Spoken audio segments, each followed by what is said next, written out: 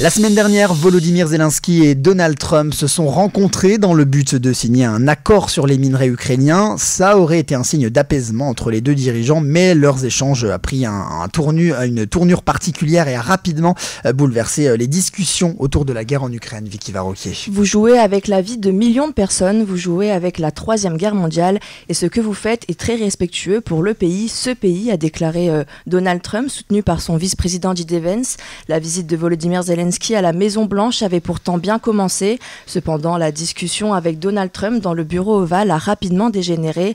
Le président américain et son vice-président ont reproché à Zelensky de se montrer irrespectueux et de manquer de gratitude. Face à cet échange de plus en plus tendu, Zelensky a précipitamment quitté la Maison-Blanche. En conséquence, la conférence de presse prévue a été annulée, tout comme la signature de l'accord sur les minerais. Peu après, Donald Trump a annoncé la suspension temporaire de l'ensemble de l'aide militaire américaine à l'Ukraine.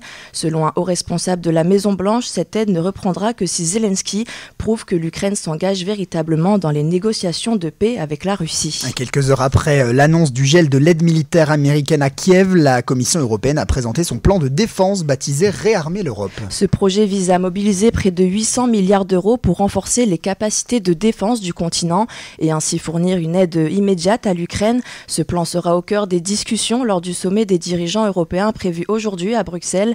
Les chefs d'État discuteront des moyens d'augmenter le soutien à l'Ukraine et d'assurer la défense européenne. Pour cela, Ursula von der Leyen veut inciter les États membres à dépenser davantage pour leur défense. Elle propose de dépasser la limite des 3% de déficit public.